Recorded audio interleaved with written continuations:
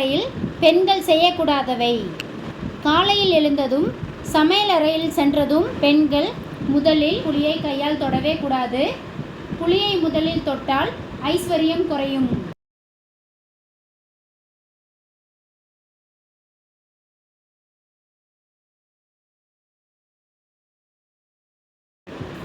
புளியை முதலில் தொட்டால் ஐஸ்வர்யம் போய்விடும். அடுத்து சாதம் வடிக்கும்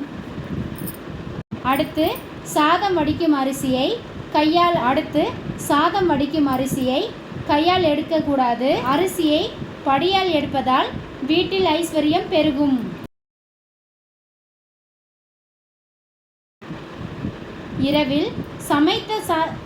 இரவு நேரத்தில் சமைத்த சாதத்தை மொத்தமாக வலித்து எடுக்கக்கூடாது. இரவு நேரத்தில் சமைத்த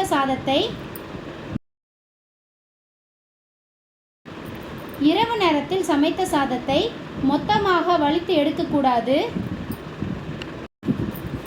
இரவில் கொஞ்ச சாதத்தில் தண்ணீர் ஊற்றி வைக்க வேண்டும். நன்றி, வணக்கம்.